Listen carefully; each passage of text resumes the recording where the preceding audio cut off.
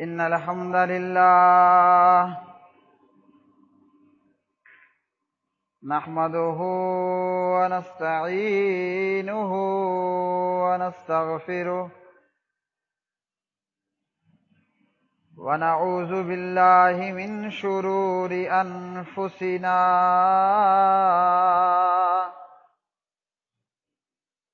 ومن سيئات أعمالنا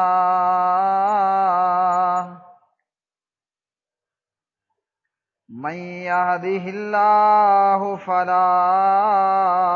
مضل له ومن يضلل فلا هادي له وأشهد أن لا إله إلا الله وحده لا شريك له وأشهد أن محمدًا عبده ورسوله أما بعد فأعوذ بالله السميع العليم من الشيطان الرجيم من همزه ونفخه ونفسه يا أيها الذين آمنوا اتقوا الله حق تقاته ولا تموتن إلا وأنتم مسلمون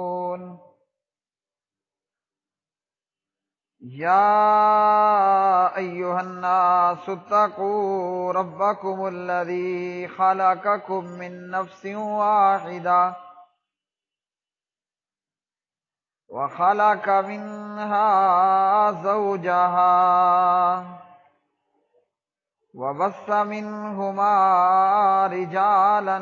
كثيرا ونساء واتقوا الله الذي تساءلون به والأرحام إن الله كان عليكم رقيبا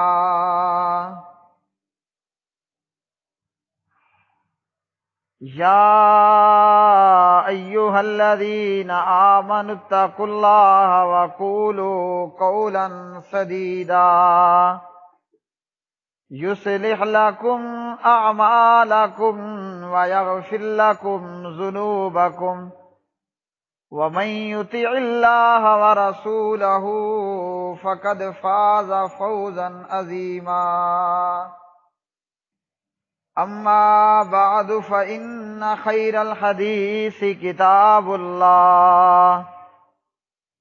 وخير الهدي هدي محمد صلى الله عليه وسلم وشر الأمور محدثاتها وكل محدثة بدعة وكل بدعة ضلالة وكل ضلالة في النار.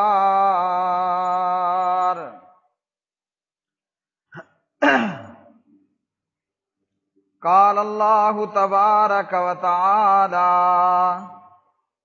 في القرآن المجيد والفرقان الحميد يا أيها الذين آمنوا كونوا قوامين بالقسط شهداء لله ولو على أنفسكم أو الوالدين والأقربين إن يكن غنيا أو فقيرا فالله أولى بهما فلا تتبعوا الهوى أن تعدلوا وإن تلووا أو تعرضوا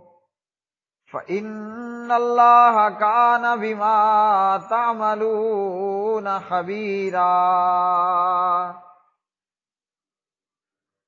وعن أبي ذر رضي الله تعالى عنه قال قال لي النبي صلى الله عليه وسلم قل الحق ولو كان مرا. وصححه ابن حبان في حديث طويل. اللهم صل على محمد وعلى آل محمد كما صليت على إبراهيم وعلى آل إبراهيم إنك حميد مجيد. اللهم بارك على محمد وعلى آل محمد كما باركت على إبراهيم وعلى آل إبراهيم إنك حميد مجيد. رب اشرح لي صدري ويسر لي أمري واحلل عقدة من لساني يفقهوا قولي. اللهم انفعنا بما علمتنا وعلمنا ما ينفعنا وزدنا علما. اللهم إني أعوذ بك من علم لا ينفع ومن قلب لا يخشع ومن نفس لا تشبع ومن دعاء لا يسمع. اللهم صل على محمد وعلى آل محمد كما صليت على إبراهيم وعلى آل إبراهيم إنك حميد مجيد. اللهم بارك على محمد وعلى آل محمد كما باركت على إبراهيم وعلى آل إبراهيم إنك حميد مجيد. ہر قسم کی حمد و ثنا اللہ وحدہ لا شریک کے لیے، جو ساری کائنات کا خالق رازق داتا دستگیر. بے شمار درود و سلام نبی مکرم رسول معظم جناب محمد الرسول اللہ صلی اللہ علیہ وآلہ وسلم کی مبارک ذات پہ، جس کو اللہ رب العالمین نے ساری کائنات کے لیے راہبر و رہنما بنا کر، مجتبی مصطفیٰ بنا کر مبعوث فرمایا. قرآن مجید فرقان حمید پارہ نمبر 5 سورۃ النساء اور اس کی آیت مبارکہ 135. اللہ رب العالمین اس آیت مبارکہ میں ارشاد فرماتے ہیں: یا ایھا الذین آمنوا کونوا قوامین بالقسط شہداء للہ ولو علی انفسکم او الوالدین والاقربین إن يكن غنيا أو فقيرا فالله أولى بهما فلا تتبعوا الهوى أن تعدلوا وإن تلووا أو تعرضوا فإن الله كان بما تعملون خبيرا. اے لوگو جو ایمان لائے ہو، تم انصاف کے لیے ڈٹ جاؤ۔ جو مومن ہو، ایماندار ہو، ایمان لائے ہو، انصاف کے لیے ڈٹ جانے والے اور اللہ تعالیٰ کے لیے سچی گواہی دینے والے بن جاؤ، خواہ وہ تمہارے اپنے خلاف یا تمہارے والدین اور رشتے داروں کے خلاف ہو، معاملے کا فریق امیر ہو کہ غریب ہو، دونوں صورتوں میں تمہاری نسبت اللہ تعالی تم سے زیادہ ان کا حقدار ہے۔ پس تم نفسانی خواہش کے پیچھے پڑ کر انصاف کا دامن اپنے ہاتھ سے نہ چھوڑو، اور اگر تم نے توڑ مروڑ کر بات کی یا منہ موڑا یعنی گواہی دینے سے، تو بے شک تم جو بھی عمل کرتے ہو اللہ تعالیٰ اس سے خوب باخبر ہے۔ اسی طرح حدیث پاک میں، اور حدیث پاک کے اس ٹکڑے کو امام ابن حبان رحمہ اللہ نے صحیح کہا۔ بلوغ المرام کتاب الجامع کتاب البیوع، حضرت ابو ذر رضی اللہ تعالی عنہ راوی ہیں، اور پیارے نبی علیہ الصلوۃ والسلام نے جناب حضرت ابو ذر سے کہا، قُلِ الْحَقَّ وَلَوْ كَانَ مُرًّا،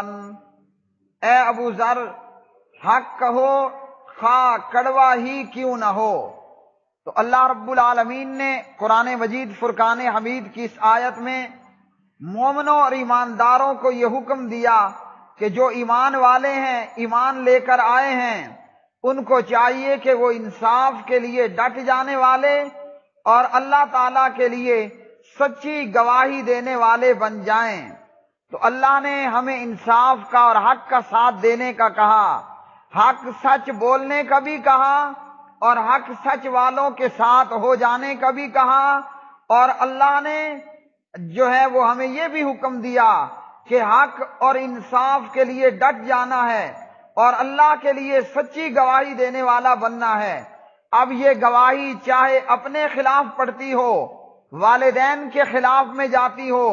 یا رشتہ داروں کے خلاف میں جاتی ہو، اب چاہے وہ معاملے کا فریق غریب ہو کہ امیر ہو، ہر ایک صورت میں مومن بندہ مومن جو ہے وہ انصاف کے لیے ڈٹ جانے والا اور سچی گواہی دینے والا ہو۔ اور اللہ نے نفسانی خواہشات کے پیچھے پڑنا اس سے منع فرمایا، اور بات کو توڑ مروڑ کر بیان کرنا اللہ رب العالمین نے اس سے بھی منع فرمایا ہے۔ آج ہماری صورتحال کیا ہے؟ اگر کوئی بڑا بندہ ناحق ہوتا ہے تو ہم اس کے حق میں ہوتے ہیں، کیونکہ اس کی وجہ یہ کہ یا تو وہ چودھری اور سردار ہوگا، یا وہ ظالم اور جابر اور سرکش ہوگا، یا وہ ہمارا کنبے قبیلے کا رشتہ دار ہوگا، یا اسی طرح جو ہے وہ ہم اس سے کوئی لالچ طمع یا خوف رکھنے والے ہوں گے۔ پیارے نبی علیہ الصلوۃ والسلام نے بھی اپنے صحابہ کی اس طریقے پر تربیت کی، اور اللہ رب العالمین نے بھی اسی طریقے پر تربیت کی۔ آپ صلی اللہ علیہ وسلم نے حضرت ابو ذر رضی اللہ تعالی عنہ سے کہا کہ حق کہنا ہے، جو بات حق ہو اور سچ ہو وہ بات کہنی ہے، بھلے وہ کڑوی ہی کیوں نہ ہو۔ تو پتہ چلا کہ صرف میٹھا میٹھا ہی بیان نہیں کرنا کہ جس کو سن کر سب کے منہ میں شیرنی آئے، جس کے سننے سے ہر ایک کے کان میں شیرنی گھل جائے۔ حق کو بیان کرنا ہے، چاہے کسی کو سن کر مرچی لگے یا کسی کو سن کر اس کا منہ میٹھا ہو پڑے۔ پیارے نبی علیہ الصلوۃ والسلام نے ہمیں یہ تربیت دی اور حق گوئی کا حکم دیا، چاہے حالات کسی قدر ناگوار ہوں یا حالات کس قدر مشکلات میں مبتلا ہوں، حق اور صداقت کا دامن نہیں چھوڑنا ہے۔ اور اسی چیز کو پیارے نبی علیہ الصلوۃ والسلام نے اپنی دیگر احادیث کے اندر بھی بیان کیا۔ اس لیے پیارے نبی صلی اللہ علیہ وسلم کے صحاب، آپ کے ساتھی حضرات صحابہ کرام رضوان اللہ علیہ مجمعین، ان کی بھی یہی تربیت ہوئی اور جنہوں نے صحابہ سے سیکھا اور جنہوں نے پھر ان سے سیکھا، تابعین تبع تابعین، ان لوگوں کی بھی یہی تربیت رہی کہ حالات جس قدر خراب اور ابتر کیوں نہ تھے، انہوں نے حق کہا، چاہے وہ چھوٹے کو حق کہنا پڑا یا بڑے کے سامنے حق کہنا پڑا۔ مثلا جناب پیارے نبی صلی اللہ علیہ وسلم کی وفات ہوتی ہے اور حضرت عمر رضی اللہ تعالی عنہ اس موقع پر جذباتی ہیں، صحابہ پیارے نبی صلی اللہ علیہ وسلم کی جدائی پر پریشان حال ہیں، اور حضرت عمر رضی اللہ تعالی عنہ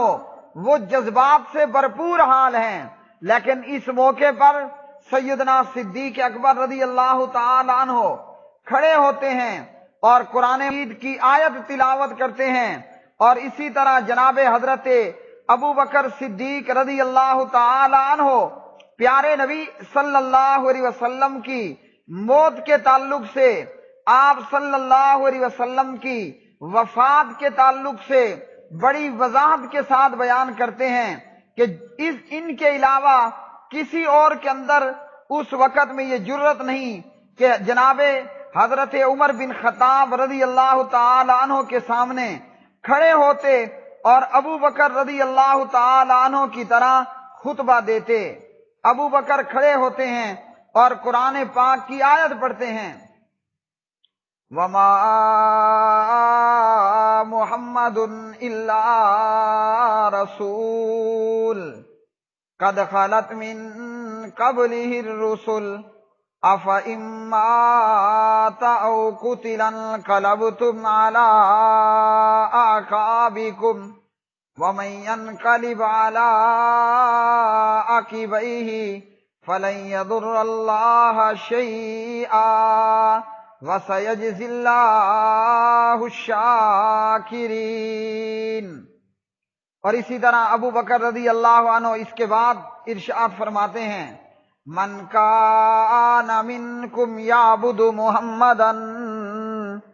من کان منکم یعبد محمدا فإن محمدا قد مات صلی اللہ علیہ وسلم، ومن کان منکم یعبد اللہ، ومن کان منکم یعبد اللہ فإن اللہ حی لا یموت۔ ابو بکر نے اس نازک صورتحال کے اندر جبکہ پیارے نبی علیہ السلام کی وفات کی خبر سن کر سارے صحابہ پریشان حال جمع ہیں، اور اس نازک موقع پر جناب ابو بکر یہ بیان فرماتے ہیں کہ محمد الرسول اللہ صلی اللہ علیہ وسلم ایک رسول ہی تو ہیں، ان سے پہلے بہت سے رسول گزر چکے ہیں، اگر ان کا انتقال ہو جائے یعنی ان کی موت ہو جائے، وفات ہو جائے یا پیغمبر شہید ہو جائیں تو کیا تم اسلام سے اپنی ایڑیوں کے بل پھر جاؤ گے؟ اور جو کوئی اپنی ایڑیوں کے بل پھر جائے تو وہ اللہ تعالیٰ کا کچھ بھی بگاڑ نہ سکے گا، اور اللہ تعالیٰ شکر کرنے والوں کو اچھی جزا دے گا۔ اب ابو بکر رضی اللہ عنہ نے یہ نہیں دیکھا کہ معاملہ بڑا نزاکت کا ہے، صورتحال بڑی گمبھیر ہے، نہ جناب ابو بکر سے کسی نے کہا کہ فی الحال آپ چپ ہو جائیں اور حق کو بیان نہ کریں، حالانکہ یہ حق تھا بڑا کڑوا۔ آج اگر ہم میں سے کسی کو اطلاع ملے کہ تمہاری بیوی مر گئی، تمہارا باپ مر گیا یا تمہاری ماں مر گئی ہے، بندے کے پاؤں تلے سے زمین نکل جاتی ہے، لیکن پیارے نبی صلی اللہ علیہ وسلم فوت ہوئے۔ یہ کتنا بڑا کڑوا حق اور سچ تھا کہ حضرت ابو بکر رضی اللہ عنہ کھڑے ہوتے ہیں اور یہ خطبہ ارشاد فرماتے ہیں، قرآن مجید کی یہ آیت پڑھتے ہیں اور اپنے الفاظ میں حضرت ابو بکر فرماتے ہیں، من کان منکم یعبد محمدا صلی اللہ علیہ وسلم، لوگوں تم میں سے جو محمد صلی اللہ علیہ وسلم کی عبادت کیا کرتا تھا وہ یہ بات جان لے، فإن محمدا قد مات، یقیناً پیارے نبی علیہ السلام فوت ہو چکے ہیں، اور تم میں سے جو اللہ وحدہ لا شریک کی عبادت کیا کرتا تھا وہ بھی جان لے کہ اللہ تعالیٰ زندہ ہیں اور اللہ تعالیٰ کو موت نے نہیں آنا۔ تو اس نازک صورتحال میں ابو بکر رضی اللہ عنہ نے حق اور سچ بات کو بیان کیا، حالانکہ یہ بات سننے میں بڑی کڑوی تھی۔ صحابہ کرام پر غم کے پہاڑ ٹوٹ پڑے کہ پیارے نبی علیہ الصلوۃ والسلام اس دنیا فانی سے رخصت ہوئے۔ اور آج صورتحال کیا ہے؟ آج صورتحال یہ ہے کہ وہ لوگ جو ہزاروں لوگوں کو یہ سبق پڑھاتے رہے، وہ لوگ جو ہزاروں لوگوں کو یہ سبق پڑھاتے رہے کہ جمہوریت حرام ہے، وہ لوگ جو ہزاروں لوگوں کو مدارس میں یہ کلاس پڑھاتے رہے، قرآن مجید کی آیات کی تفاسیر پڑھاتے رہے، جمہوریت حرام ہے حرام ہے۔ جب کہنے والے نے کہا کہ یہ جمہوریت حرام ہے، یہ کافروں کا کفریہ نظام ہے، اس نظام کا حصہ نہیں بننا ورنہ تمہارا نام و نشان مٹ جائے گا، تو جواب میں کیا ہوا؟ یہ تھا تو بڑا حق، لیکن تھا بڑا کڑوا کہ کہنے والا اپنے ہی قول، اپنے ہی فتوے، اپنے ہی تقریروں، اپنے ہی بیانات کے الٹ کہہ رہا ہے اور الٹ کرنے کے لیے چل پڑا ہے۔ وہ حدیثیں بیان کرنے والے کہ جس قوم کو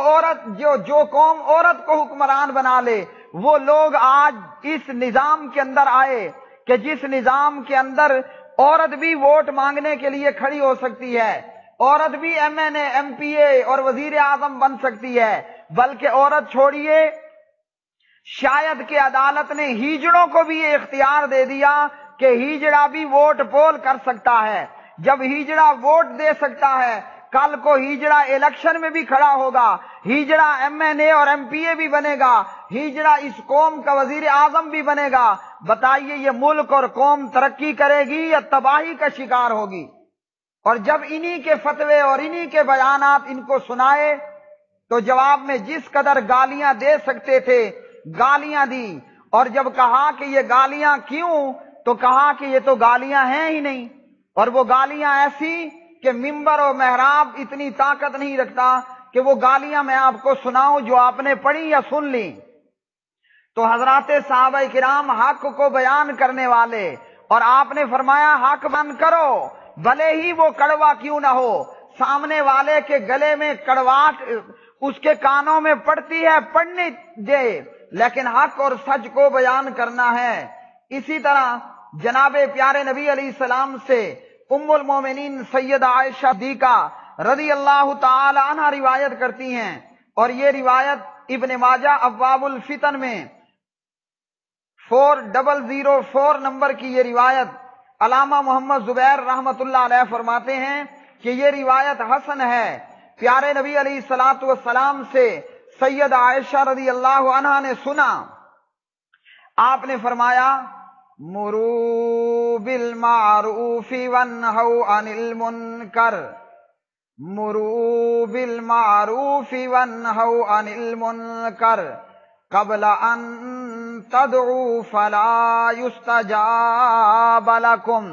آج ہر کوئی یہی درس دیتا ہے، جو جہاں لگا ہے اس کو لگا رہنے دو، چپ رہو، خاموش رہو، کسی چودھری کی، کسی سردار کی، کسی امیر کی، کسی جماعت کی غلط بات کو غلط مت کہو اور چپ رہو۔ اور ہمیں پیارے نبی علیہ السلام کیا فرما رہے ہیں؟ فرماتے ہیں چپ نہ رہو۔ آج ہمارے اوپر گونا گو قسم کے عذابات ہیں، اور اس کی وجہ امر بالمعروف اور نہی عن المنکر کا چھوڑ دینا، نیکی کا حکم نہ کرنا، برائیوں سے منع نہ کرنا، نیکی کا حکم نہ کرنا اور برائیوں سے منع نہ کرنا، یہ اللہ کے عذاب کو دعوت دینا ہے اور دعاؤں کا قبول نہ ہونا ہے۔ پیارے نبی ابن ماجہ کی حدیث میں فرماتے ہیں نیکی کا حکم دو اور برائی سے منع کرو قبل اس کے کہ تم دعائیں مانگو اور تمہاری دعائیں قبول بھی نہ کی جائیں۔ آج ہمارا یہی حال ہے، جو جدھر لگا ہے اس کو ادھر ہی لگے رہنا دے، جو جیسے برا کر رہا ہے اسے اسی طرح برا کرنے رہنے دیں، اور یہی قیامت کی نشانیوں میں سے ہے۔ جبکہ حضرات ائمہ دین رحمہم اللہ تعالی اور اسی طرح پیارے نبی علیہ الصلوۃ والسلام کے صحابہ، انہوں نے حق اور سچ بیان کیا۔ حضرت ابو بکر صدیق رضی اللہ تعالی عنہ ابن ماجہ کی 4005 روایت میں، اور یہ روایت سندن صحیح ہے، ابو بکر صدیق رضی اللہ عنہ کھڑے ہوئے، اللہ کی حمد و ثنا بیان کی اور قرآن پاک کی یہ آیت تلاوت فرمائی۔ یا ایھا الذین آمنوا علیکم انفسکم لا یضرکم من ضل اذا اہتدیتم۔ فرمایا ابو بکر رضی اللہ عنہ نے کہ تم لوگ یہ آیت پڑھتے ہو کہ تم اپنے آپ کو سیدھا رکھو، جب تم ہدایت پر ہو تو گمراہ لوگ تمہیں نقصان نہیں پہنچا سکیں گے۔ ابو بکر فرماتے ہیں جبکہ ہم نے رسول اللہ صلی اللہ علیہ وسلم سے سنا، آپ صلی اللہ علیہ وسلم نے فرمایا لوگ جب برائی کو دیکھیں اور اسے ختم نہ کریں تو قریب ہے کہ اللہ تعالیٰ ان سب کو عذاب کی لپیٹ میں لے لے۔ آج یہ عذاب کیوں ہے؟ آج یہ بد فطرت، بد خصلت اس جمہوری سسٹم کے تحت ہمارے حکمران کیوں ہیں؟ دین کی تعلیم تو چھوڑیے، یہ وہ نکمے ہیں کہ ان میں سے اکثریت کی ڈگریاں جعلی ہیں۔ یہ وہ ہیں کہ جن کو دین کی تعلیم کو تو چھوڑ دیجئے، ABC تک کے حروف نہیں آتے، ایک سے لے کر دوسرے لفظوں میں گفتگو نہیں کر سکتے۔ یہ سارے عذاب کیوں ہیں کہ ہر ایک نے یہ سمجھ لیا میں نمازی ہو گیا یہ کافی ہے، میں ووٹ پول کرنے نہیں جاتا یہ کافی ہے، پرلے کو تبلیغ نہیں کرنی، اگر تبلیغ کی تو مجھے برا بلا کہا جائے گا۔ اور آج دنیا کا یہی حال ہے۔ اسی طرح حضرت ابو سعید خدری رضی اللہ تعالی عنہ راوی ہیں، ابن ماجہ میں 4007 نمبر کی یہ روایت اور صحیح روایت پیارے نبی علیہ الصلوۃ والسلام کے تعلق سے ابو سعید خدری فرماتے ہیں ان رسول اللہ صلی اللہ علیہ وسلم قام خطیبا فکان فی اما قال الا لا يمنعن رجلا ہیبۃ الناس ان یقول بحق اذا علمہ۔ آپ صلی اللہ علیہ وسلم نے فرمایا خبردار کسی آدمی کو لوگوں کی ہیبت حق بات کہنے سے روک نہ دے جبکہ اسے معلوم ہو۔ کیا پتہ چلا اس حدیث سے کہ پیارے نبی علیہ السلام نے فرمایا غلط کرنے والا جتنا بڑا چودھری کیوں نہ ہو، غلط کرنے والی جماعت کس قدر بڑی جماعت کیوں نہ ہو، چاہے اس کے پیچھے اس کے معاونین کوئی کیوں نہ ہو، فرمایا جب حق بات تمہیں معلوم ہو تو کسی کی ہیبت، کسی کا دبدبا، کسی کا روب، پیسے والے کا پیسہ، چودھری کی چودراہٹ اور کسی بڑے کی بڑپن تمہیں حق بات سے نہ روکے، اور اگر تمہیں علم ہو تو فرمایا کہ حق بات ضرور کہو۔ اسی طرح ابن ماجہ میں حسن درجے کی روایت علامہ زبیر رحمت اللہ علیہ فرماتے ہیں کہ یہ روایت حسن ہے۔ 4011 پیارے نبی علیہ الصلوۃ والسلام سے ابو سعید خدری رضی اللہ تعالی عنہ روایت کرتے ہیں افضل الجہاد کلمۃ عدل عند سلطان جائر۔ فرمایا پیارے نبی علیہ الصلوۃ والسلام نے سب سے افضل جہاد ظالم سلطان کے سامنے انصاف اور حق کی بات کہنا ہے۔ سلطان یعنی بادشاہ۔ آج کے بادشاہ کیا بادشاہ ہوں گے کہ 4 یا 5 صوبوں کے بادشاہ ہوتے ہیں، 5 سال کے لیے وزارت عظمیٰ لے کر آتے ہیں اور اس میں بھی کوئی یقین نہیں ہوتا کہ یہ 5 سال پورے ہوں کہ نہ ہوں۔ وہ بادشاہ کہ جو لاکھوں کروڑوں مربوں کے مالک اور حکومت کرنے والے، تو پیارے نبی نے فرمایا کہ سب سے افضل جہاد ظالم بادشاہ کے سامنے حق کی بات کہنی ہے، اور یہی سیرت دکھائی حضرت امام ابو حنیفہ رحمت اللہ علیہ نے، اور اسی طرح یہی سیرت اور کردار رہا جناب حضرت امام مالک بن انس رحمت اللہ علیہ کا، یہی سیرت اور یہی کردار رہی جناب حضرت امام احمد ابن حنبل رحمت اللہ علیہ کا، یہی سیرت تھی جناب حضرت امام ابن تیمیہ رحمت اللہ علیہ کی۔ اور آج کے لوگوں کا کیا حال؟ جو خود تحریر فرمایا، جو خود بیان فرمایا، آج کل جو کہا تھا، کل جو لکھا تھا، کل جو خطاب فرمایا تھا، آج اپنے ہی خطبوں کا خلاف، اپنی ہی لکھت اور کتابت کا خلاف کرنے والے، صرف اس وجہ سے کہ اگر حق بات کہی جائے گی جماعت کا امیر ناراض ہوگا، چودھری اور سردار ناراض ہوگا اور لوگ ہمیں برا بلا کہیں گے۔ اسی طرح حضرت ابو امامہ روایت کرتے ہیں، ایک شخص پیارے نبی علیہ الصلوۃ والسلام سے آ کر پوچھتا ہے ای الجہاد افضل، اے اللہ کے پاک نبی صلی اللہ علیہ وسلم کون سا جہاد، آپ صلی اللہ علیہ وسلم سے پوچھا گیا کون سا جہاد سب سے زیادہ افضل ہے؟ پیارے نبی صلی اللہ علیہ وسلم بار بار خاموش رہے۔ پھر آپ نے پوچھا این السائل، وہ سوال کرنے والا کہاں ہے؟ وہ کہنے لگا انا یا رسول اللہ، میں یہ موجود ہوں اے اللہ کے رسول۔ پیارے نبی نے فرمایا جہاد میں اب سب سے افضل جہاد، آپ صلی اللہ علیہ وسلم فرماتے ہیں کلمۃ حق عند ذی سلطان جائر، ظالم سلطان بادشاہ کے سامنے حق بات کہنا یہ سب سے افضل جہاد ہے۔ آج بادشاہ کو کیا کوئی خاک حق بات کہے گا کہ چند لوگوں پر مشتمل جماعت اور ان کے سربراہان کو حق بات کہنے کی جرت نہیں، اور حق بات کہنے والے کو ملتا کیا ہے؟ بدلے میں گالیاں ملتی ہیں اور بد اخلاقی کا مظاہرہ ملتا ہے۔ جبکہ حضرات ائمہ دین رحمہم اللہ تعالی کی سیرت یہ ہے کہ امام احمد ابن حنبل نے اپنی توہین برداشت کر لی، امام مالک نے اپنے بازو تڑوانا پسند کر لیا، امام ابو حنیفہ رحمۃ اللہ علیہ نے جیل جانا پسند کر لیا، لیکن جو حق تھا حق کو حق کہا، باطل کو باطل کہا اور اپنی زندگیاں حق پہ ڈٹ کر گزار دیں۔ آج صدیاں گزر چکی ہیں لیکن امام ابو حنیفہ رحمۃ اللہ علیہ، امام مالک بن انس، امام احمد ابن حنبل، امام ابن تیمیہ اور اسی طرح امام شافعی رحمۃ اللہ علیہ، آج بھی ان کے نام تر و تازہ ہیں۔ وجہ کیا ہے؟ کہ ان لوگوں نے اللہ کے دین کے لیے اپنی زندگیوں کو وقف کیا اور کسی سردار اور چودھری کی چودراہٹ ان کو حق بات کہنے سے روکنے والی نہ بنی۔ وآخر دعوانا ان الحمد للہ رب العالمین۔